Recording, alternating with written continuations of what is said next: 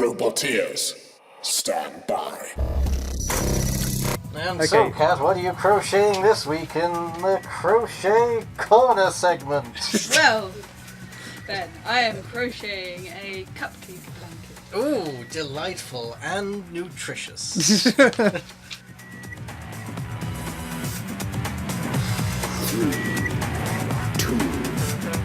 1.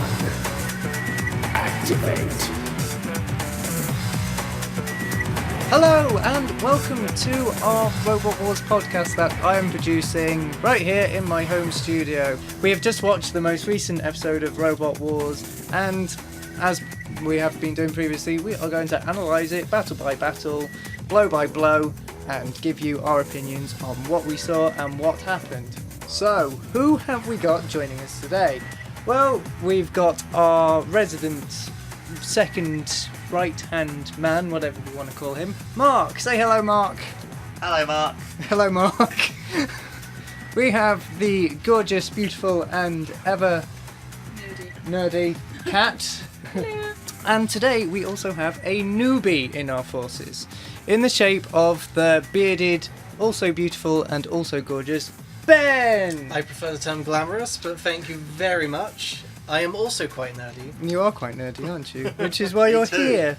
Is it? I thought I was here for my good looks and charm. Well, we can't see that on this podcast, but... Wait, these aren't video microphones? No, I'm afraid not. No, not like these high-tech, newfangled stuff. These are old-fashioned microphones, Ben. Old-fashioned-y, talky thing. So, with our first fight, we had a robot called Apollo, another one called Sweeney Todd, can opener, and a robot made entirely out of numbers and letters, which was PP3D. I suppose all of them are made up of numbers and letters. That's kind of how language works, really, isn't it? I am so prepared to completely forget and mispronounce PP3D, because I know I will. So apologies to CDQ3. Wasn't that the robot in Star Wars? Probably was. No, that was 2PQ-RE. Oh, Q-RE? Q-RE, yeah. Well, what letters are that? That's RE, obviously. Oh, of course. It's a religious robot. Okay. So, Rest in peace, Kenny Baker. Yes, rest in peace. The best robot on the planet was actually Kenny Baker. The best robot was actually a man all along. He was. He was, yes. Yep. We will never forget Kenny Baker. He was a good R2-D2, wasn't he? He was the best Yes, he R2. was the best R2-D2 ever. Anyway, back to fighting robots. Apollo was the first introduced, and they were a team made up of Pontin's Bluecoats. Yeah. Which, if you guys don't know, in England we have these like holiday camps called Pontins and Butlins, and the blue shirts and the blue jackets, and the red jackets for Butlins are known for being like entertainers. So yeah, they're like entertainers / staff members, like. Yeah. They sort of like run the events, don't they? And they're the face of. Yeah, Butlins, and they're a Pontins, bit of a they? joke, honestly. Like, not many people look on blue coats very fondly. But these guys weren't. These guys managed to build a robot. They actually used to fight a robot called Chronic the Wedgehog in the original series. I like that name. I believe they entered into BattleBots, which is the American Robot Wars, with the robot Chronic that they had. And because of legal things, because they hold the name for Chronic, they couldn't enter it in Robot Wars. So they've slightly changed it, and they've entered Apollo, which is the white sleek. Was Chronic blue by any chance? Yes, it was. It was blue, and it had spikes. And yeah, they used to fight in original Robot Wars. So they are essentially back, but with a bigger and better robot this time. Yeah, no, I have to say, like, I wasn't initially very impressed with these guys. I thought, these guys look like a bit of a joke. They look like a bunch of rookies. Oh, with their jazz hands. Yeah, with their jazz hands, and, like, it looks like a very simple robot design. Like, there's not a lot to it. It's like, it's a flipper, it's a wedge, it's got exposed wheels in the back, which is always a pet peeve of mine. I hate exposed wheels on robots. Always ends badly. But simple designs are sometimes some of the best. Sometimes you just need a knife. Yeah, and then we were introduced to a robot called Sweeney Todd, named after the... what's it named after? He's a barber. That's right, Yes. Demon Barber of Fleet Street. Fleet Street, that's right.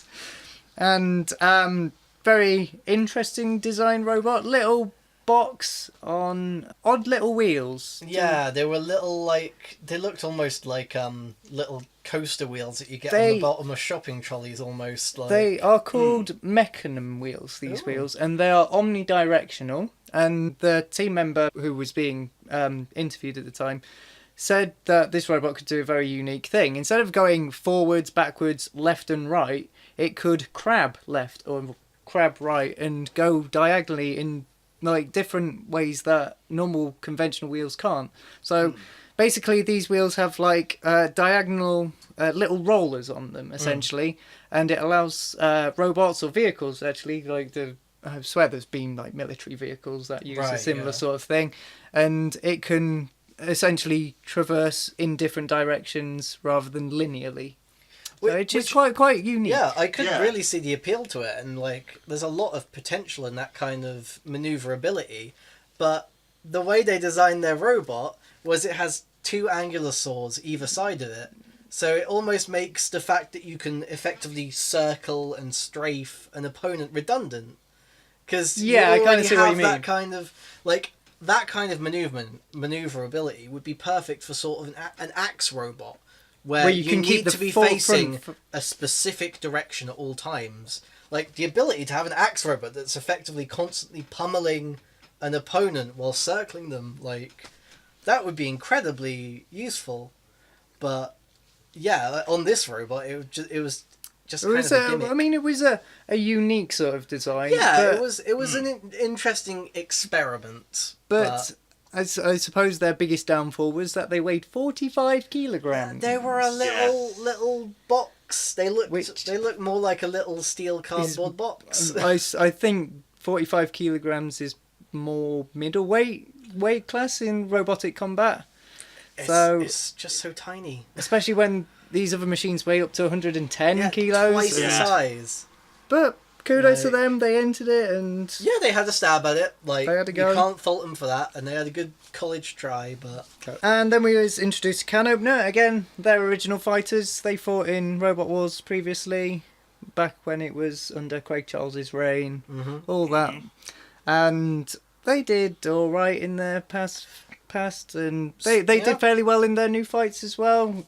In their live tour fights, an obvious choice for new Robot Wars. Yeah, solid design. And they said that they had 12 tons of crush on the RAM, I think, which we didn't really get to see. No. Yeah, like even though I've been after the fight said to them, you have this like RAM that you can use. Like, why didn't you use it? It's just like, it would have been cool if they were able to use more of their power. We saw something similar on Big Nipper last week, but they had interchangeable weapons. Can Opener, this one is, I think it's called the J-Spec, so there's been about 10 other variants of the same robot. Right. And so this is the most up-to-date version, something like that. And then we was introduced to our favourite PP3D. Do we know why it's called PP3D? Because they like Pokemon and they like 3D animation. Good effort there. Printed parts, 3 dimensions. Printed parts, 3 dimensions. And the main reason was because it had 3D printed parts. It was purely designed and mostly built on 3D printers. Yeah. Which is a very 21st century 2016 sort of thing, isn't it? It's really, it's really cool. Like, and that's one of the things I've always loved about Robot Wars, is it's showing technologies and making people more aware of these kind of new things that brilliant minds in our country can new do. ways of doing things on a larger and bigger scale and more advanced. And So, they had that huge spinning weapon, that spinning disc blade. I think it was 35 kilos. 35 kilos, yeah. Didn't they say it could go up to like 3,000 RPM? Yeah, something like that. Which for something that heavy is crazy. Yeah, So a it's lot of really kinetic energy crazy. in there. Interesting thing to know about Team PP3D. They had a champion in their team. Gary Cairns, his name is, who was the team captain. He captained Team Typhoon in Series 7 of Robot Wars when they moved it to Channel 5. And Typhoon beat, ironically, Storm 2. So we will talk about Storm 2. So there's a bit of history There is a bit of history here. So he knows a thing or two about building a destructive, dangerous fighting robot. So Bit of pedigree there. bit of pedigree, exactly. So then we go into the first fight. I believe Apollo launched what's his name? Killer Can Crusher. Can opener. Can Opener, that's the one. I'm Killer gonna mess up Can names Crusher. a lot. Killer Can Crusher, yes. Yes. So Apollo got that for good first attack in. Yep, and it pretty much immobilized him quite quickly. Like, the concussive force of the landing seemed to just knock his controls out. Well, no, I did think... Didn't Can Opener get a grip onto He got- PP3D yeah, first? he got a good grip onto And then PP3D. He wasn't able to get his grip in enough, which then Darby inspected them afterwards about it, and then because they didn't want to use much power, even though they should have done it straight away. And then then it got fit by Apollo, and then it basically stopped it completely. So Can Opener got a good grip on PP3D first, and like you say, they didn't really get that whole 12 tons Yeah. of crushability I don't on know them. whether they were pulling their punches out Exactly, of pity and- or whether it wasn't working fully, but either way, it wasn't really a very good move for No. them. No, And not at all. then, like you say, Apollo came in and flipped both of them and completely knocked out Can Opener. Mm-hmm.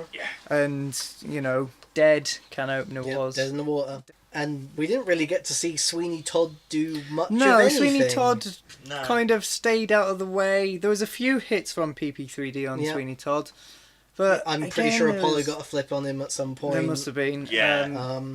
But I don't know whether he just got lost in the edit or whatever happened to him, but he just seemed to just potter around and do nothing the whole time. Now, what was interesting as well with Apollo, with his flip, he had to do it on like a strategic to use it a certain amount of times before he would like lose his gas and CO2. I thought it was really interesting. Like, Yeah. Because of the amount of force and penetration used to flip, if they use it too many times, as you saw later on, it's like power goes out and stuff. I thought Yeah, it was they really have a interesting. limited supply of CO2 gas. Yeah. And So they have to be sparing and careful. yeah, when they they have use to it. Like, be precise with their attacks. Sweeney Todd didn't really do much. It- Unique design, stupidly light though. yeah, It was. it was way out of its class, and it's kind of a shame, like, because that robot clearly, in the lighter weight league, might be able to do some real work, but going up against robots twice the size, like, it's hardly fair. And I think the most damaging attack in that was probably PP3D's hit on Apollo's right tire. Yeah, Left the tyre. exposed wheels on the back there, like, going back to my earlier point of me not being impressed by these guys, like, they were driving terribly, and I don't know whether, like, they had chain problems, because they'd mentioned that a lot throughout the episode, but they were not very well piloted in this. They didn't come across as very well in control No, in this they one. didn't, And, and they left their backs completely exposed to the spinner. as soon as PP3D got that blade on that tyre, gone. they were kind of... Well, they didn't have as much control as what No. they did, which arguably wasn't a lot in that first No, fight. they were Yeah. very lucky that they were up against an extremely light robot, and they managed to get a really good flip on Can Opener. Can Opener earlier. Yeah. Yeah, dislodged their safety link and Yeah, like, it could well have been that Apollo went out in the first round. Of this. It could That have wouldn't been. have surprised me. But PP3D, like in the build-up, was one of my favourites. It looked good, it looked destructive, and that low blade kind of It's a highlighted really the unique fact design, like- that it could do what it was meant to do. It Yeah, like, undercut- that was a great demo for, like, here's exactly what we've built this for. Here's exactly what our game plan is, and it paid off for them really well in that opening bout. PP3D and Apollo both won that match quite easily. I mean, like you say, Apollo almost of trouble. lost it, but Yeah, like coulda lost just it. held on. If there was more capable opponents in those other two slots, maybe it Then would have been a different story. Yeah. When the robots were taken back to the pits, PP3D was saying that their weapon was so low. I don't know if you remember this. It was hitting the ground, and you could see the sparks flying and it bouncing around on that. So But the main problem wasn't so much that they were too low to the ground. It seemed that while it was on its intended side, it was fine. But what happened is it got flipped over, and then the disc appears to be at like almost a 45 yeah, it was a degree angle. diagonal, wasn't Yeah, it? like, Yeah. and that at that point it starts clipping against the floor. Especially with its gyroscopic yeah, movements, and it any makes it- time it moved, it would tilt the disc forward, And it looks and like that it would was dig it into the ground, and then the force of that would just cut. Will Yeah, it would fling have a it knock-on over. effect. It would do. Which And makes it look like it's like jumping across the arena as well. exactly. Certain points, which some would damage Yeah. it even more and stuff. So even though they can invert, like, being flipped up for those guys seemed pretty detrimental to them. Like, Yeah. they didn't want that, very clearly. And then the next fight, we had a robot called Terra Turtle, didn't we? Which Yeah. was Yeah. made out of recycled materials Mm-hmm. and fiberglass. Yeah, a bunch of Greenpeace fellas, Yeah, weren't but they? they were. Yeah. And they also had a clusterbot, a little wedge. wedge robot with two Yeah. wheels to get in underneath other robots, just to pester them and all that. Similar to Nuts that we saw in Similar, the, very similar to yeah. Nuts. This one was only one with Nuts had like some very small miniature ones of that. Used to Yeah, have that as they well. Nuts had very little ones, and Terra Turtle had a larger sort of like offspring robot that would Yeah. come apart and do a bit of pestering, get under Yeah, it wheels wasn't and sort really of thing, effective, just a nuisance. Like, Yeah. but we didn't see that sort of thing. And then we were introduced to Storm II, who, Yeah. as you say, they have a bit of pedigree. They are grand finalists of Series 7, and they are also world champions. They won the third world champion, so Razor won the first two in previous Robot Wars, and Storm 2 won the one after Series 7. And yeah, so Storm 2, they know a little something about building a fighting robot. It used to be phenomenally powerful. We were saying, whilst we was watching it, they're very similar to what Tornado used to be like. yeah, They- very reminiscent of that, not just in the name. That their weapon was their robot. They used to slam robots around the arena, and you know they used that power very, very well, and they were pretty good. They were really good at doing that sort of thing. And this incarnation of Storm has interchangeable weapons, and they had a self-righting arm or Yep, something, that they said was a flipper, but didn't really see much evidence of that. and they had also a spinning disc, Yes. a spinning vertical blade, which we didn't see at all. Well, Which we is a saw shame. not very at all. briefly on a table, but never actually on the robot. But, well, Storm 2 was very expensive, £20,000 rumoured to be, Yeah. and they had a whole load of telemetry in their system, so they could get live data fed to them, Which and is crazy. they could change their battle plans on the fly. And, you know, that sort of high-tech sort of, like, futuristic sort of Yeah, stuff. that's You know, you don't really see that in Robot Wars. no, that's No, pretty but- sci-fi Gundam kind of stuff there. Like, I mean, I feel like there is a definite use for that kind of system. Like, say, like, damage sustained to your robot, you can very quickly assess, oh, we've lost, like, our third wheel on the left. We're going to be a bit less maneuverable on that side. Like, that kind of information could be extremely useful. I just don't see how it was useful to To their them in particular there. strategy. Yeah. Like, because their game plan seemingly was to leverage, like, their pushing power. Yeah. Yeah, Like- it's a barge, and more barge, wasn't it? Yeah, Literally like, was they the were plan. very intent on pushing people towards CPZs. Yeah. Not so much towards the pit. Like, they had a few instances where they tried that, but yeah, they seem to be very much a pushing robot, but I didn't understand why they had a wedge on the front. Because the whole reason you have a wedge on the front of a robot is to go under another robot. And that's extremely useful when you're flipping or trying to expose, like, weaker sides of armor, Yeah. but these guys are just trying to push. Yeah, I mean, it's like, Like, you just would go use under them. flip not work at all. Is that why It, they never it did used it? work, but... Yeah, but- they did but we use didn't it a see few it times in to fight. self-right, but they never really used it offensively. No. Yeah, you would have thought to have the wedge to be able to go underneath, you would Hmm. have thought it would have been perfect for them to use the arm to then lift up the other robots. Like, I remember, like, one of my favourite robots back in the day was Panic Attack, and one of the common moves they would do is they would scoop under them with the forks, lift them up, take away some drive, and then they would use that to leverage them and push them somewhere else. Like Kim Davis, the captain of Panic Attack, was a very good driver, and he used that method quite a lot. Yeah, very much to his advantage. that was their go-to like- move. Like, and it really. Yeah, because you would have thought the amount of times they're able to get underneath like other robots in some of the fights, Yeah. you would have thought they would have done that, rather than just like barging with Yeah. compared to other robots, because some of them are a lot more bigger than Storm 2's. A bit or like yeah. Tornado 2 is like the prime example of a pushing robot for me, because that was just a box with lots of power in the wheels and a flat end with a few spikes on the front, and they would just ram and grip and shove things into dangerous places. And these guys were trying to do the same strategy, but they'd ram and scoop under and come out the other end. Yeah. Or they would like bump into them, like bump, and then kind of like go away and bump again. It's just like, okay. Yeah, like I don't know what their plan was against the spinner.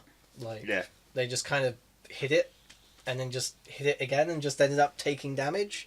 It worked out for them, because their armor was tougher than they could do damage.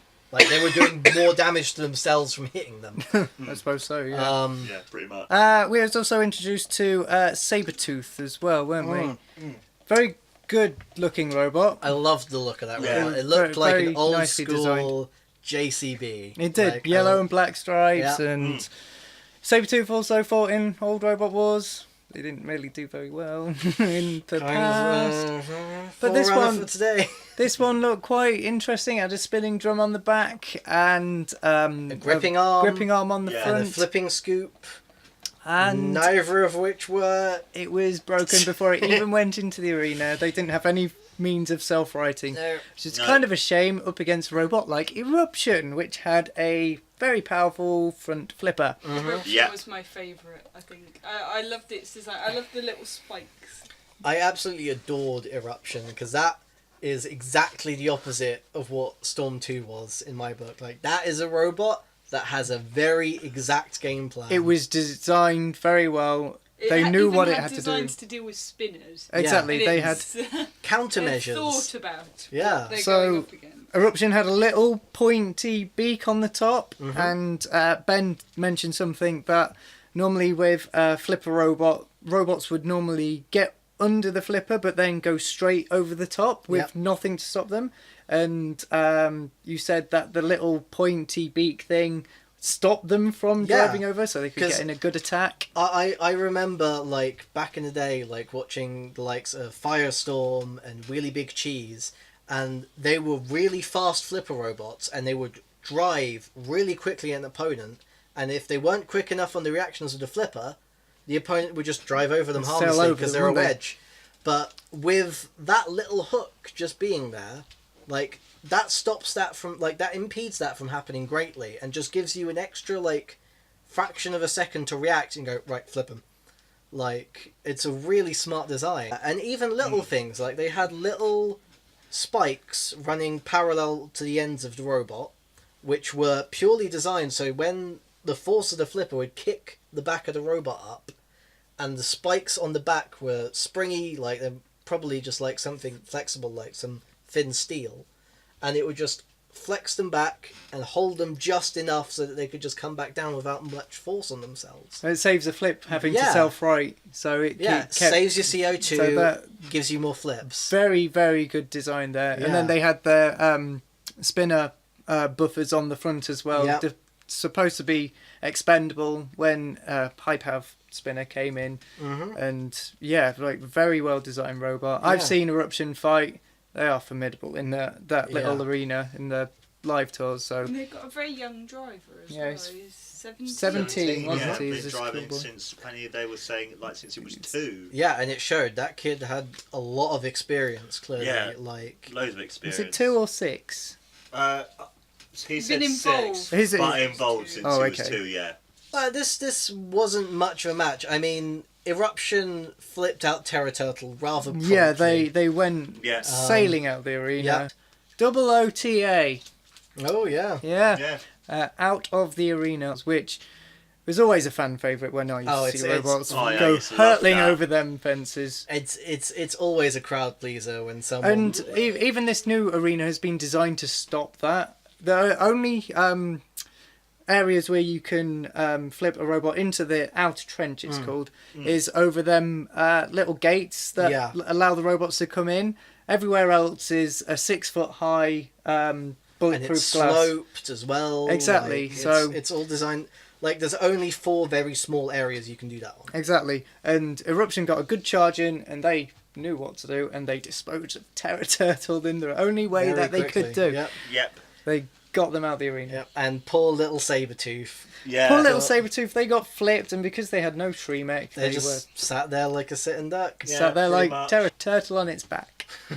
And they were out, so that was kind of a sort of... It was a bit of a gimme, really, wasn't Yeah, it? I mean, Like, the robots looked good, but they didn't really...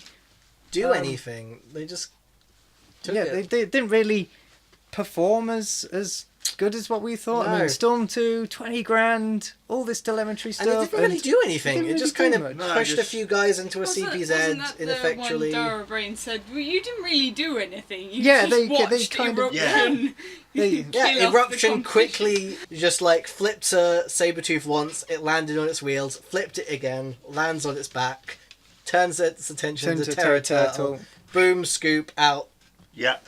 Bob's your uncle. But maybe Storm team were in that sort of, well, we don't really want to damage our expensive robot in this early stage. And I mean, you we could saw tell, we you saw could tell that like Yeah, that and was a our- huge motivation. we saw for them. Razor go out in the first fight. Yeah. And Razor was like, don't mess with Razor. No. And they Yeah. were knocked out by an unknown robot. So, kind of might be tactical, but And also But- the tactical aspect as well by them realising that Eruption. Eruption was dominating the other two robots. So it's like, I'm going to keep away, and then that way they don't get defeated themselves. It's even though they don't do much, it's actually quite clever and quite strategic. Yeah, it is strategic. there is- Yeah, then that way they don't damage their robot and they go through quite easily, which is what happens. Exactly. Storm did go through quite easily without really doing much. And then we went into our head-to-heads. And the first of them fights was Apollo and PP3D. Mm.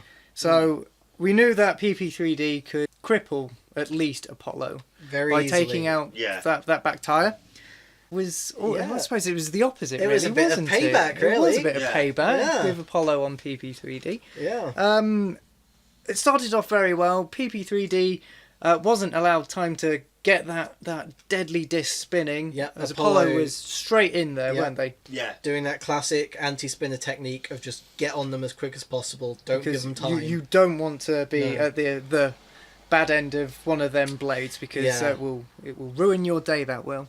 And no, that was very tactical. That flipper blade, that front bit was absorbing them blows quite well. I mean, Yeah, it was no, still getting quite fast. Very It was durable. fast speed on that disc. And then Apollo kind of came in with the flipper and took off their entire left tire. This was a real turning point for me for these guys. Like, as I said, I wasn't really like, I was like, these guys look lame. As soon as I saw how they adapted in this, like, head-to-head, like, it was like It I was was watching a complete completely different opposite, team. wasn't it? Yeah, like, they went from these guys that were just running around mindlessly flipping stuff to actually having really sound strategy. Like, they kept their front to PP3D at all times. As soon as they saw that their like side or back was exposed, they were just like, right, stop, turn and face them. They were gun shy after They getting were. their wheel knocked out, and they were right to be gun shy. Yeah. And after they took the tire off, the robot PP3D wasn't sitting flush to the floor, and so their weapon was there spinning them around, Yeah. and there was Yeah. no movement. And It was a mess at that point. Like, But Complete utter mess. in that time, you saw how fast that weapon could spin. The team actually put something on, it's either Facebook or YouTube video in the week before the show aired. And they've been putting up like build diaries and this is us testing our robot's drive mechanism. And then they got around to showing one of them spinning up the weapon for the first time. And they had to tether it down to this heavy wooden pallet. And you see this thing spin up.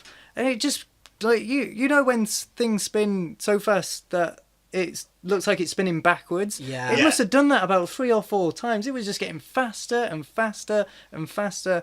And you think, this is one destructive robot. This is why it was my favourite to win, because it looks so promising in these build diary videos that they put up on YouTube or Facebook or wherever. And, we talked about the carbide death hum. oh god, When yeah. PP3D spun up, and this video, it like nothing else really sounded particularly. It sounded Similar like a to jet it, but turbine almost. Like it it was was- just this like really low thrumming. It was It sounded dangerous. yeah. But Apollo, like we say, didn't give them a chance to spin it up. No, They're not very at all. tactical in that sense. Yeah. Then. Yeah. And rightly so. They got another flip on, and I think that knocked out PP3D's Link. Yep. And Yeah. again, They were done. knocked out. So very, very well done to Team Apollo to do that. like totally. really well driven. Like Very good, very tactical, very precise, and they knew when to call it quits. yeah, no, Yeah. So, but they did lose their chain at one point as They well, did, didn't they they? did They have lost a a bit of little- traction. Yeah, they had issues. They had recurring problems with that chain. And then our next fight was Eruption versus Storm 2. And in the little promo prologue that we had, Storm 2 said that blade, like I've read this on like external sources on Reddit and sort of thing. That front scoop on Storm 2 was machine milled to be completely flat to the arena floor, so that if you were to put a page of A4 paper on level surface with it, it would slide under the A4 paper rather than go over it. It was that defined, and you know it kind of worked in their favour in this one. Eruption, you said, were kind of like the underdog in this. I Yeah, think. they're just a like father-son team, amateur pedigree, but like their robot, whilst incredibly well designed, it's not 20 grand, you know. Like, you know, it's a scrappy little underdog from the Bronx coming up against this like Russian monstrosity. Exactly. Yeah. Like That fight started off a bit poorly for Eruption. They were being pushed around by Storm. Storm were actually using their power they were like it were. was intended. This was on that. the one head-to-head where Storm 2 really did seem to be able to execute some sort of game plan. And Yeah. that was to get under flippers so that they can't flip them and just shove them into the CPZs. Let the house robots deal with them. And they're Make- good. yeah. You know, Eruption got flipped by the floor flipper, but you know they managed to self-right themselves, so they were constantly back on the attack. Didn't really sustain much damage. Didn't really Like, sustain much damage, but again, Storm's massive power was what kept them on top. It had to go to a judge's decision in the end, and Eruption were robbed. Eruption kind of were robbed. I mean, they did get a flip on in the last minute or Yeah. so, Yeah, they got a few flips on when they were able to get into a position to then be able to flip. but you could then see the power of Eruption's flipper in that as well when they Yeah. flipped Storm as well. That robot must have spun about 2 or 3 times in the air. Yeah. Very powerful flipper when they could get it working properly. Like, watching that, like, it reminded me so much of a fairly common thing that happens in boxing, where you have one boxer who is an incredible, like, he is going to knock you out if he lands a hit. And then you have this other boxer that's extremely technical and knows that, and knows, okay, I just have to not get hit, and I just have to take this to a judge's decision, dance my way around them, land in a few little punches just so I get points, Yeah. and just wait him out because he's got nothing else. And it worked really well. Like, they just pushed him into the CPZ for some points. They backed off. They made sure that they didn't get flipped that much. Like, Eruption Yeah. got a few good hits in, but nothing really to cause damage. Like, it was really well technically executed. It just was extremely not flashy and not No, that they- interesting to watch. Not at all. They may have won that fight, but they didn't really do it without their active weapon. We didn't see anything of their lifting arm do They anything. used it a few or times to self-right, self-right, but and the motion on that self-righting mechanism is really slick. it was very and, good, wasn't it? Like, it's a really good Very Shriek mech. functional. It's just not a weapon. No, it's not a No. weapon. It's the most elegant Shriek mech I've ever seen, but it is not a weapon. It's like what you said with Hypnodisc and their Yeah, Shriek when they had theirs attached. It It did the job because doesn't really do anything else. exactly it is just purely to put them back on their wheels. Yeah. Which is very odd because Storm 2 is invertible anyway. Yeah. Yeah. Of all the robots to have such an elegant Shriek mech, this is one of the more bizarre ones. Like I said, it would make sense if it was like a one-sided pusher, but it's not a one-sided pusher. It's an invertible pusher Exactly. with I guess it's so they can get their scoops down Like, make sure that they stay, like, because that is the real thing they're really pushing in this, is they really want to stay on that level so that they have that wedge that can scoop under an A4 sheet. Like, that's the one thing they're really pushing for in this. And I don't really see the point of it. Well, it gave them the victory. They were It the did. more aggressive in the end and overall, and Eruption, you know... I just feel like they need something to keep them there. Exactly. Like... And, you know, I think Storm 2 were a bit too flashy and a bit too... They were all flash, all gimmicks, but they don't really have a victory condition. But they did win. They did win. It worked in their favour. Yeah, no, they did it. But they did it somehow.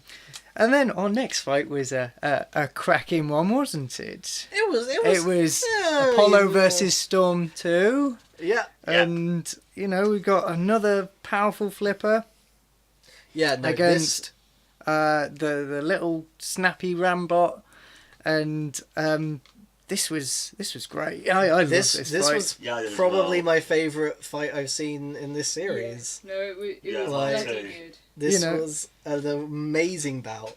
Storm 2, they started off quite strong. They were under Apollo. They were doing Yeah, they were that. sticking to their game plan of like, we're going to try and take this to a judge's decision. We're going to just like get some quick points and try and shove them into the CPZ. The only problem with shoving Apollo into the CPZ is like, they described their flipper as a launcher, and that they Yes. could launch a ton with the hydraulic rams in there. And boy, did they launch! Well, they Yeah. launched everything. I that think wasn't an idle boast. no, that was no. No, not They not only flipped over Dead Metal, who this is 300 kilos of house robot that they tossed easily over. Oh yeah. But they also tossed over Matilda as well. Yeah, They well, After Yeah. taking off She- a side pack. Yeah, Matilda Yes. came over to help, and Sorry. Apollo was like, "Oh, you're here too? Okay, well, bye." Yeah. both house robots on their sides, on their backs. Yeah, Like, That's the first I've- time I've ever seen it in my years of watching Robot Wars. I have thought it was missed awesome. stuff like that. Like, especially when, like we were saying about, Destroyed Matilda. Homies on about Panic Attack and their grudge with Shunt as well. Yeah, They I always love used to that. attack Shunt. And especially in Robot Wars Extreme, there was the Flipper Frenzy where we had Firestorm, Thermidor, Chaos 2, Wheel they all tried to flip and they all the- tried to yeah. flip Sergeant Bash out of the arena. We know that the house robots are dangerous, but we're going to go for them anyway. Yeah, And we're well, going to yeah. come out better. The thing is it was purely in self-defense. I mean, like that is absolutely Storm 2's game plan. Is we are going to shove you in the CPZ and we're going to let the house robots deal with you because they can do more damage than we can. The only problem is, what They've do you just do taken out- when you Apollo Yes. can just neutralize the damage by going, oh, well, I don't need to deal with that, bye. Yeah. Like, what's your game plan then? Like, and they showed it. They adapted. They tried to get them in the pit. They're not designed for shoving people into Exactly. a pit. They almost went in themselves because they went straight under him. There were like- two very close opportunities where either robot could have gone down the pit. Yeah. And Yeah, pretty much in those last 10 seconds, you were like... It was incredibly tense. And he wanted Apollo to win because of what he did to the house robots. Everyone wanted Oh him yeah, to win. It's instant fan favourite. I mean, towards the end of the fight, Apollo's flipper was starting to fatigue. It was stuck open. Yeah. They couldn't get it closed. I think they were starting to lose a bit of control as Well, well. I imagine but- after you flipped the likes of Dead Metal and Matilda, you're gonna take some. Robot's gonna take some toll from that. But Yeah. like what you said with Storm wanting to take it to a judge's decision, both robots were still mobile at the end and they were still clinging on, and their tactic again worked. They took it to a judge's Yeah. decision. However, it backfired. it Yes. backfired and they Yeah. went for Apollo. Yeah, because Like, Who Apollo. wouldn't after flipping two house robots? Yeah, like Well- Apollo showed really good control. Like, considering they were up against a robot with significantly more pushing power, they drove extremely well. They took every opportunity to try and get under them. Like, because while their front scoop is dead level, their side scoops are a little bit flappy. Like, they can get under those a little, and their backside isn't really that scooped. So they got took every opportunity to get under them, get some flips in, get the points from the judges. And yeah, like, how could the judges not see that just pure demonstration of aggression and power? When you So take out two house robots. Very worthy win. I know Noel Sharkey said that. You don't technically get any points, but that has to. Yeah, that has like, to there's no way something. that doesn't psychologically affect. Because you're in that position of dealing with a robot that is designed to cause the most damage to robots that come near you. Yeah. And they were apprehended by a little flipper robot. And they're like, okay, well, we're in this bad situation. How do we deal with this? Same way we deal with everything. We flip them over. Yeah. So, yeah, Apollo, very, very deserving win there. Oh, yeah, way deserving. They had lots of guts. They had lots of gumption, and they did it. Yeah. They did it in style. They made a complete believer out of me with this one. Like, and also, I think if Apollo didn't win, I reckon the fans would have booed. If Storm 2 had would have been won that. heartbroken if he'd have gone in the pit. Like, everyone would just be like, no. Yeah. Had they gone in the pit, Storm 2 would have won that handily, easily, even though Apollo had flipped two house robots. Yeah, it would have been a real. Yeah. Would have been a real there tragedy. was just no control behind Storm 2. Yeah, no, it just weren't. It was poorly driven, and like I said, like this game plan. It was starting to falter now. Yeah, they needed to change something. Yeah. Well, it was one of my favourite fights of the new series. That was. I don't know if it's going to be topped, but no, it's going to take some doing to top that. That was impressive. Next fight, complete polar opposite. Eruption versus PP3D. Oh. Like ballet. This looked like such a good fight. It did initially. look like such a good fight. It was like a medieval joust of just two robots going hell to the leather, right at each other, and then one bad tilt, and both the riders came off their horses. Yeah, exactly. And turned into ballet dancers. Yeah, Eruption had we know that Eruption had put these side panels on especially for spinners, and it worked. And a treat. They did work a treat. You know, PP3D got in a good quite a few good slams on Eruption, and it looked like they were on top on that. You know, completely ripped off that side panel, and which is completely sacrificial. But there was a bit of a debate. Well, in the end, that is damage. That is points for damage. So sacrificial or not, they have still taken off a part of the robot. PP3D were getting in these good hits, good consistent hits. Said that they had done something to the motors. That was the real problem, is it wasn't so much the damage to those front plates, it was the concussive force to the innards of the robot that really set them back there. And it was the same for PP3D, because they were delivering those hits, but they were also taking recoil damage.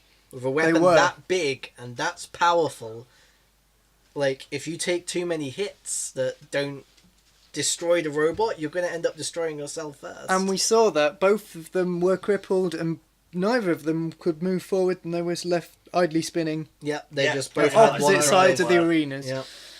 So we just were treated to seconds as well. I mean, Eruption was there trying to get their flipper to sort themselves out. That kind of didn't work, but they started smoking, and it started off so well because PP3D were coming in with them good hits, and landing blows like properly, but it's terrifying. At the end, it all accounted for nothing. If they was, both of them were left sitting ducks. Yeah, pretty much. And we saw after the fight, PP3D won that one. Only just, I thought. That was a real, like... How do you call that? Yeah. How do you call that match? Like, it really was just that sacrificial panel damage that was probably the tipping point. I mean, like you say, that's what it was used for anyway. And, you know, it did its job. But again, and if Eruption had been able to continue, like, if that sacrificial panel had done its job better and they were still able to drive, like, they'd have gone on to win. But as it is... Yeah. But PP3D won that and saw the team take apart the motor for their robot, and it was completely in bits. So, you know, the amount of force that went through that electric motor, that brushless motor, to completely it shattered the magnets. Yeah, it ruined that. That was a write-off. Like burnt to a crisp. It was mad. What was supposed to be glistening copper was just charred and horrible, mangled, wasn't it? It was. Yeah. But luckily, Team Legion, who are responsible for Sabretooth, they had a spare motor. And they lent it to PP3D because... Lent. There we go. Maybe with a bit of money changing ways, but... And, so it meant that PP3D could carry on fighting. We don't want to see a robot go into battle that's already crippled, do we, Sabretooth? Yeah. It would be a miserable fight, especially with a robot like PP3D where it has exactly one thing that it does. Yeah. I remember the fact when they're speaking to the lady judge and she was saying how with that happening, the lovely camaraderie between everyone with like how technology's become so advanced and how everyone works together from them doing that. I mean... It shows the friendship and the bond that all these builders have because they want to make the best robots and they want to have the best fights possible. One of the team members of Team Foxic, they came across as a bit of a brute throwing insults to Thor. But deep down, like... These Roboteers, they all take their hats off to each other. Doing what they do is incredibly complex and difficult.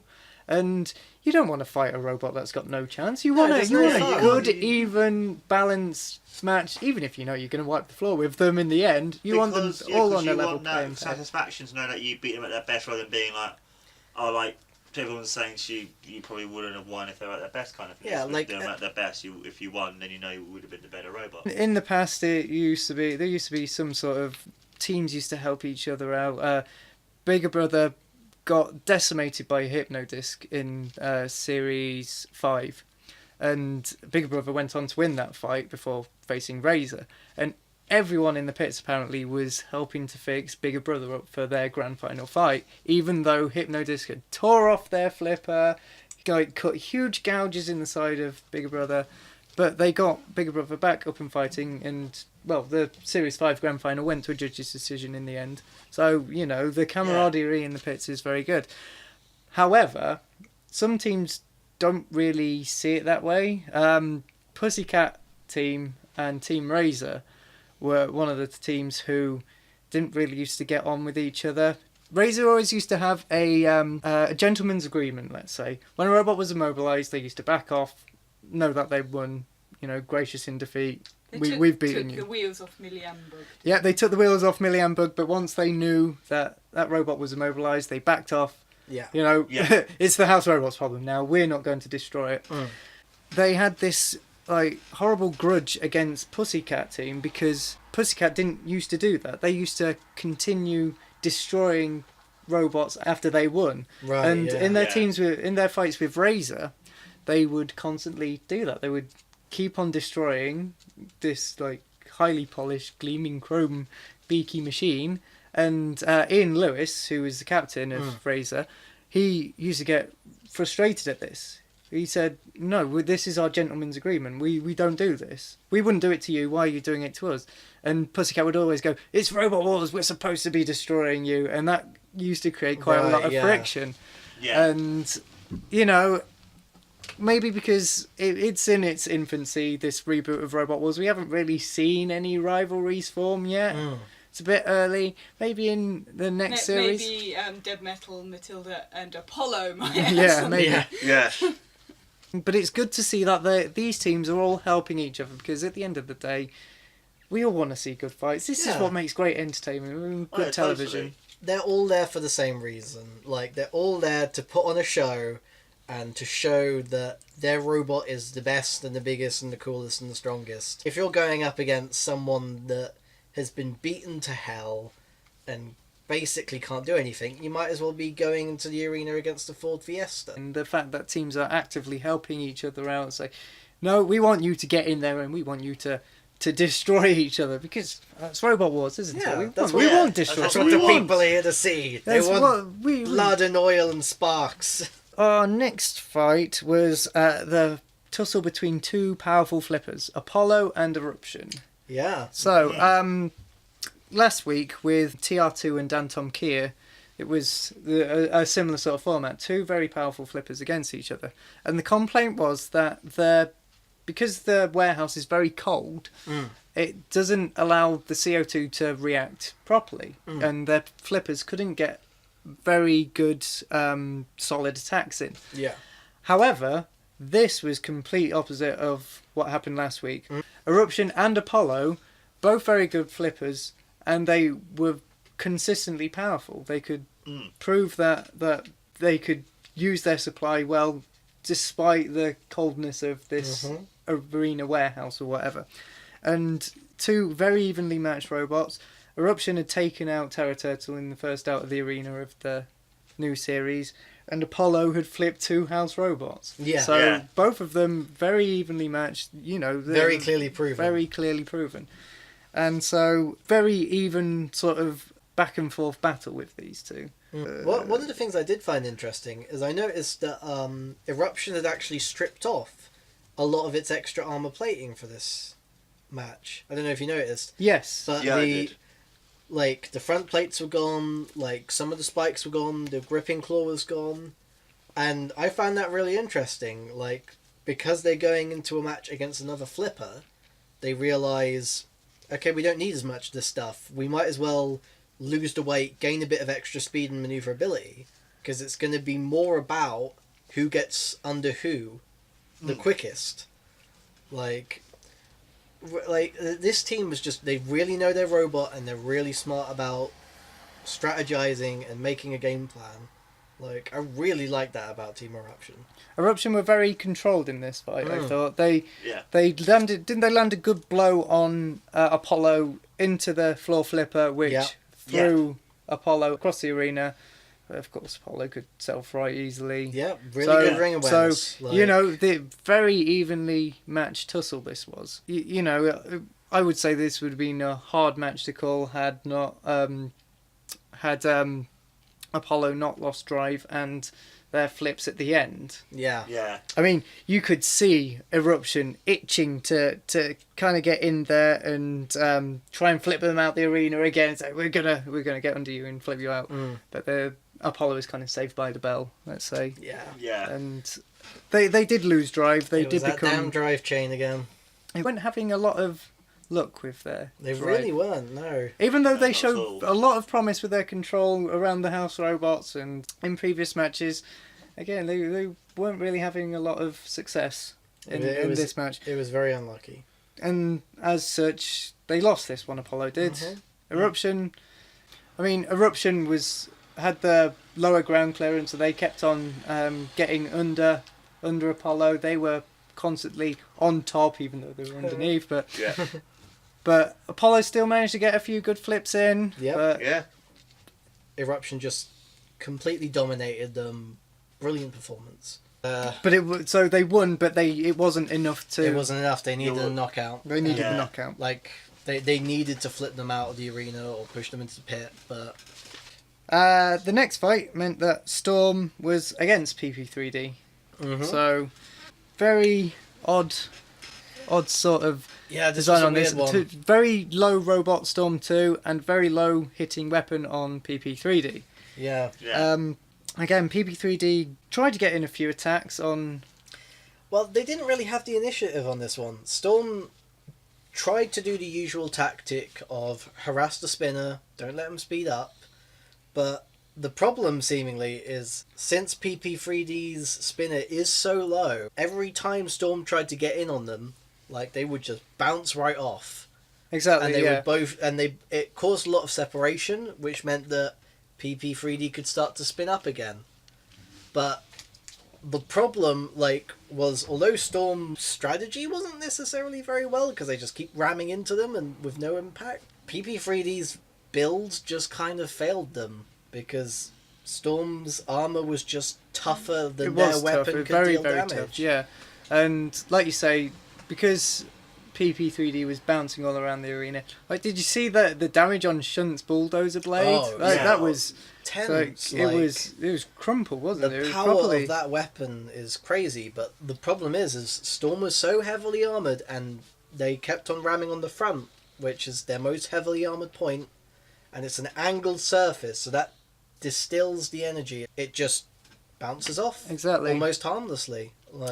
PP3D, they lost their drive as well, didn't they? And they Yeah. lost it in really the most unfortunate place. They were just on that cusp of the pit. And all Yeah. Storm had to do was It's just just- back up into that button. That was it. That was all she wrote. Straight down they Yeah. went.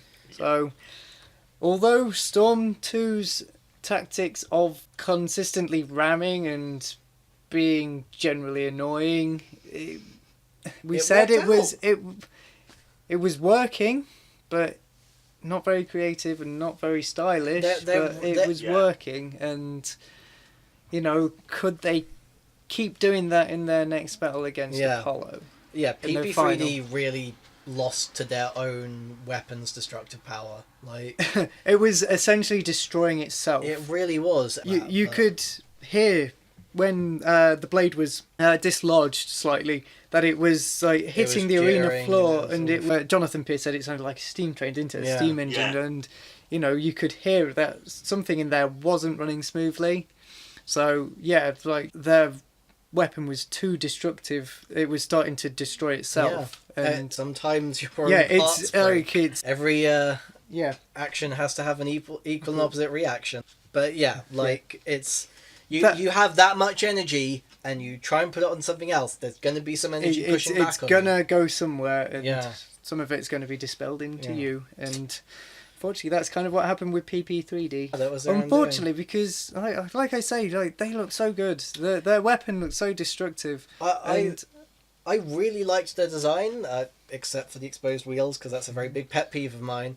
The really unique, clever design. It's just I mean, it was lacking something. maybe in a new design, maybe they'll like They'll change adjust it, some things. change it a bit, and Maybe lower the weight of that flywheel just so it's not quite as destructive. self-destructive. And, yeah, Storm is a really good robot to come up against spinners because it's so sturdily built.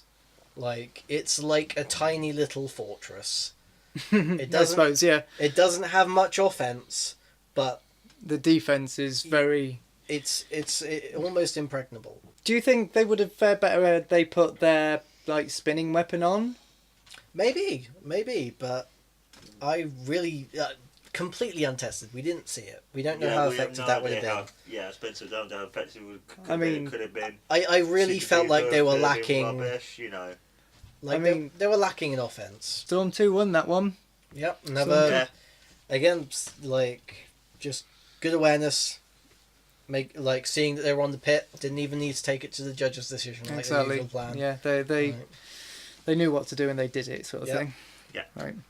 And then it brings us on to our final fight between Storm 2 and Apollo.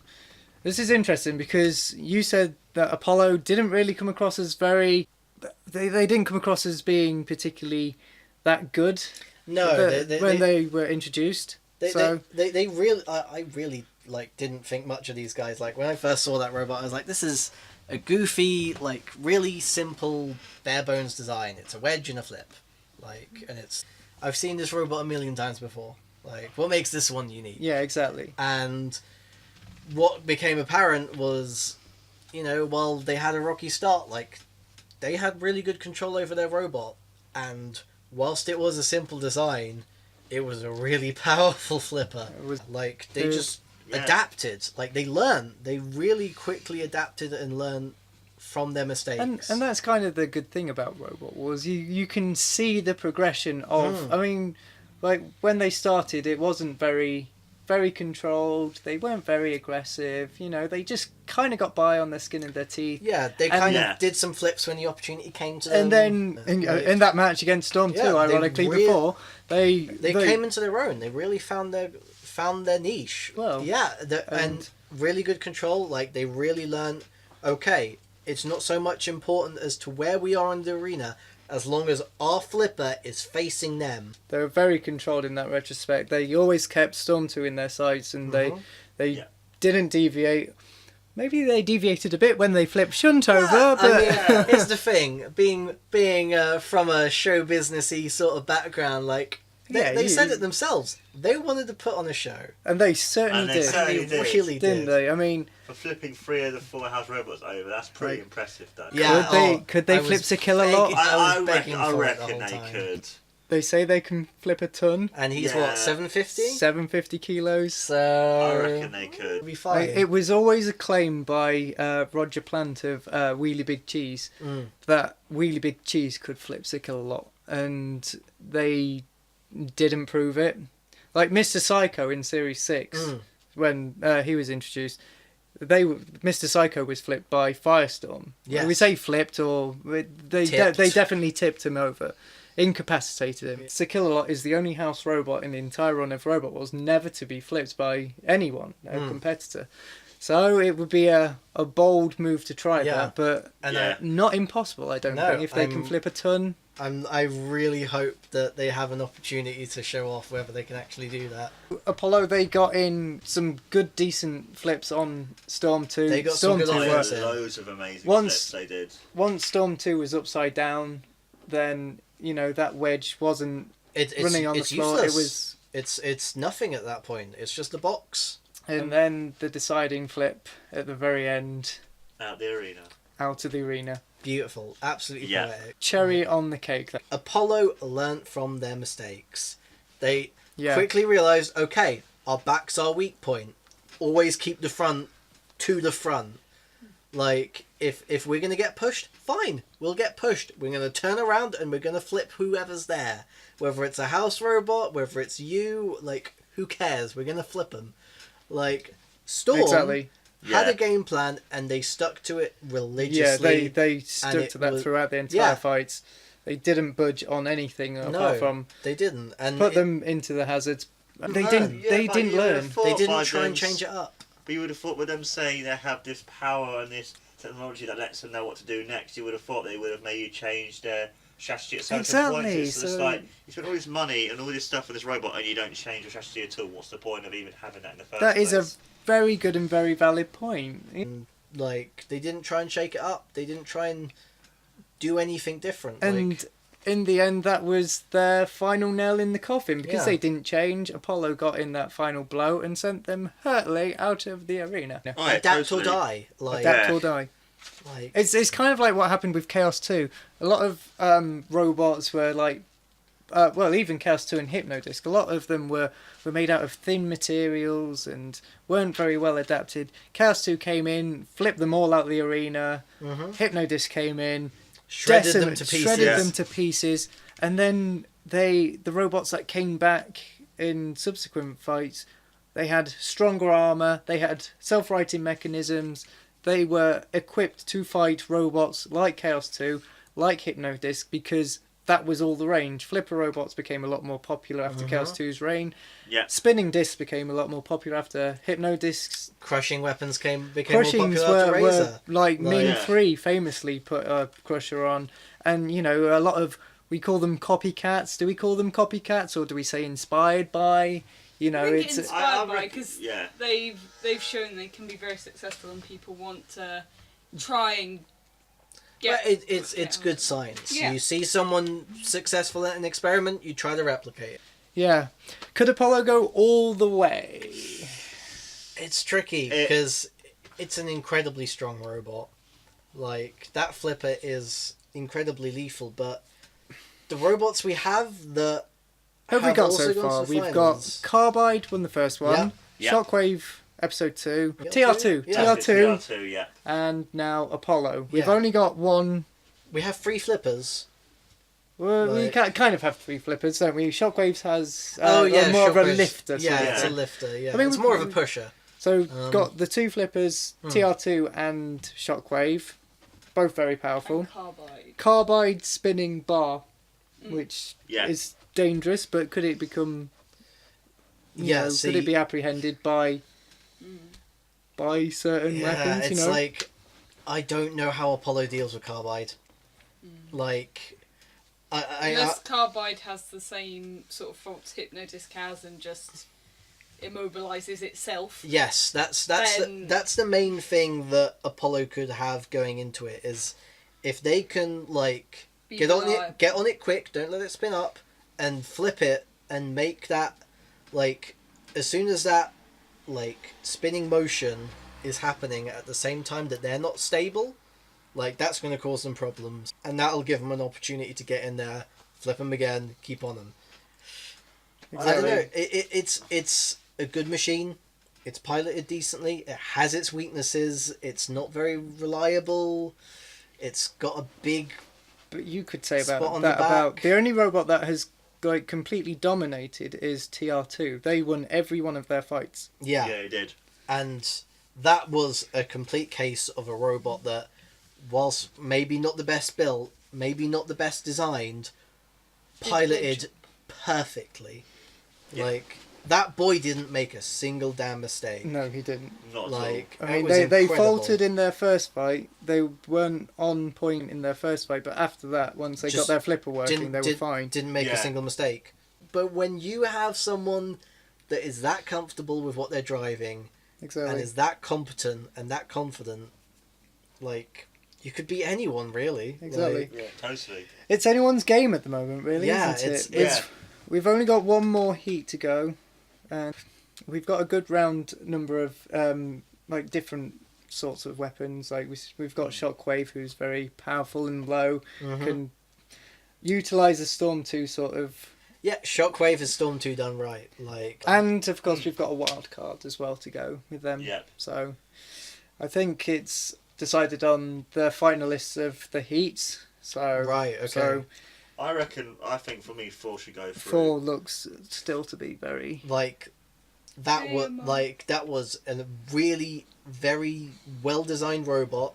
I love the blunt axe, Oh, yeah, definitely. and most importantly, no exposed wheels. Ah, Oh yes. ah, You and your exposed wheels. I hate them. Like, every single time there's a spinner in the field and there's exposed wheels, what are you gonna do? Where do you stand on Stinger then? Because that's all exposed wheels. Stinger's a little bit of a different case, because if its tyres get punctured, it's still basically on two big yeah, I wheels. suppose. Like, Stinger's the best of both worlds. You're gonna love Gabriel next week. I am very, like, I saw a glimpse of him in Gabriel- this episode, and I was like, is that just a giant Stinger? Yeah, Gabriel is essentially Stinger times 10. You've probably seen them working on it in the shots of You the can't pit. miss it, it's so Like huge. huge wheels, huge white wheels on. Like it's been described as almost like a Segway sort of thing. It's got this huge weapon, huge like cutlass, sword, blade sort of thing. I'm really looking forward to So seeing it. only the fights next week will tell how well Gabriel does. Yeah, Speaking yeah. of next week, we have. Well, we say next week. We're recording this on Wednesday. Goes up on the Saturday. So tomorrow's fight, we have a robot called Beast. Another very powerful flipper. Very formidable on the live circuit. They're very good. Robot called Chompalot. Crazy Coupe 88. Gabriel, who is talked about. Infernal Contraption. Ironside 3, who is very Carbide-esque. They have another bar spinner. Oh, okay. Pulsar is very interesting. They have a drum spinner. Oh, So, okay. BattleBots has had a big increase in drum spinners, and they have been phenomenally destructive. Like if a drum spinner doesn't win BattleBots this year, I'm going to be very surprised. Drum spinners are very dangerous. I'm so looking forward to a drum spinner. So if Pulsar doesn't do very well, I again will be very surprised. And another old fighting robot, Thermidor 2, the one shaped like a lobster, will be Good back old next week. Thermidor 2, I remember him well. Yeah, I remember those claws not being too effective, more just for show. But that flipper seemed to be pretty effective, so I'll be excited to see what they've done See to what it. they've improved on it. Yeah. Anyway, so yeah, all them fights were. I'd say this was probably my favourite episode. This was a really good episode. Yeah. What are we gonna rate this out of 5? You say? What would you give it out of 5, Kat? Probably a 4. A Nothing 4. is perfect. I don't do Ooh, perfect. Nothing is perfect. Mark, what would you give it out of 5? 4.5 for all the fights are really good except for that one fight which was quite Yeah, boring. well, it was but very then boring, doesn't wasn't take it too low enough to give it a lower score. Give it 4.5. 4.5. Ben. I'd say this was a solid 4 out of 5 for me. That one Storm Apollo fight was a 5-star match. Absolutely adored that. But the disappointment factor of Storm for me, and that one The ballet. PP3D Yeah. versus Eruption match was just dire. Yeah. Like, it kind of brought me down a bit, but yeah, this was absolutely brilliant 4. episode of Yeah, Robot Wars I'm going to overall. agree with you. 4. this was probably the most action-packed. The things that let it down were, like you say, Storm not utilising their power like they used to. That match between Eruption and PP3D. PP3D. I thought PP3D would have been amazing, but it kind of wasn't. But Apollo's sheer power, oh my god, 2 house robots, 3 three house house robots. robots, what The am I on only about? one he didn't get was Killalot. Yeah, and Yeah. we had 2 out of the arenas, never seen that before in this rebooted No. series, so yeah, good. And it ended good with an out of It arena. ended with Yeah. an out of the arena. Apollo, Like, I'm going to say it, I want Apollo to win. I have to say, I really want them to win because these guys are showmen, and I am Like- always a sucker for panache. Like, and it- I'm a wrestling fan. That's what I live for. It's going to be a very difficult time if it's going to be a Carbide Apollo final, put it that Oh way. god, it was quite a show. Yeah. If I could have my dream final, at the moment it would be Carbide versus Apollo because I have no idea how that would I turn out. still want Carbide to win. Just I terrifying. was like always into the flippers. Like my Chaos 2 is my favourite robot of all time, and how good Apollo was as well. I want him to win it overall now. Yeah, 'Cause like, I hope he does. But the only thing with Apollo I hope it doesn't happen is doesn't use his flipper too much, which then immortalises him, which he can't do anymore. Which is his only weakness, isn't it? Yeah. By them saying about the CO2, if he The does it too many reliability times. of Apollo. Yeah. And if he's coming up against reliable, powerful robots. And that brings Yeah. it into question.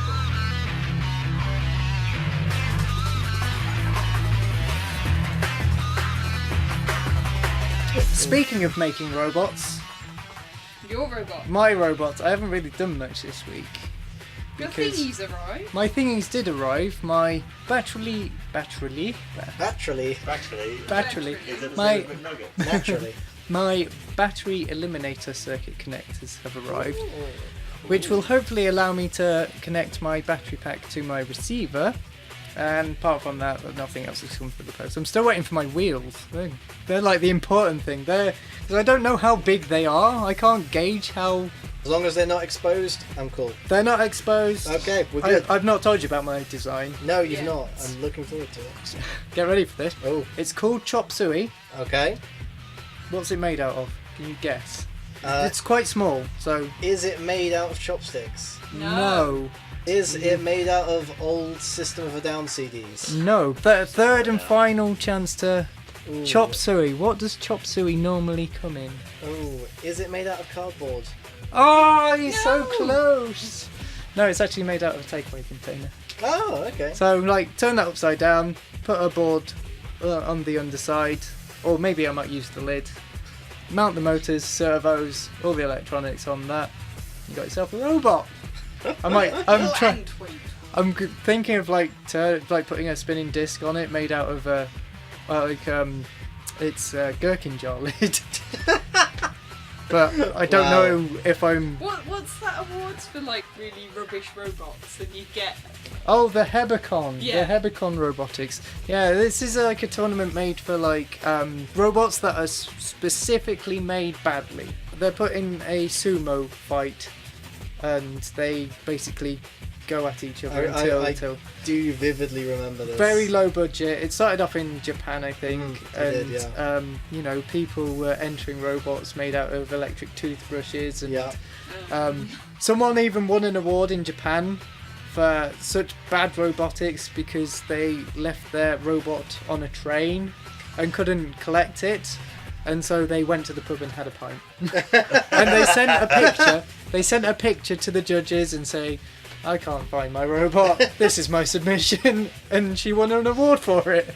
There are videos on YouTube of these Hebicons, and there was one like recently in Britain that I've seen, and you know, these are just badly made robots, but they draw in such a huge crowd, and it's so entertaining just watching these things It's the flail novelty around. And of seeing like random bits that people have just collected from their garage in their house or their attic, and just going, "Can I make this into a thing that moves?" Can you? Yeah, do it. Can you? Right, you are awarded points for being specifically low tech. One of the Japanese entries again was basically a ramp and a toy car. Oh, yeah, I remember that one. And they just release the toy car and watch it plow into this other robot, and they won something. I don't know Yeah. how, but they won. And yeah, So that's kind of like robotics on the opposite side of the £20,000 Storm 2 spectrum. You know, they had spent less money and they won something. There's no telemetry in that plastic No, there ramping car. isn't. But anyway, my robot is still work in progress, but just watch this space. I might put up a video of like a little build diary, but yeah, keep an eye out. I've got all the most expensive bits, really. I just need to put it all together. Yeah, all you need is to order some Chinese takeaway and you're away. Yeah. Anyway, so that is the end of the Robot Wars podcast episode number 5. Yeah, This is 5. Yeah, we've analysed episode number 4. Thank you very much for joining us today, Ben. It's been a pleasure. Thank you for having me. I'm glad that you've had quite a lot to say, and you look like you enjoyed that match when we watched it the other night. I did enjoy it. That was a damn fun episode. If someone said to me to show someone like a great fight from Robot Wars, I'll be like, watch that match, and you'll become a fan. It was that good. Thanks from me, Jimmy. We got Ben today joining us. Thank you guys for listening to the podcast. Mark, as always, you've been involved in every podcast so far. Indeed, I have. Kat, you as well. Bye, Jimmy. Bye, Jimmy. Yep, and goodbye from me. And Right. goodbye from me. I really Ta-ra. will say goodbye to you now. Bye, guys.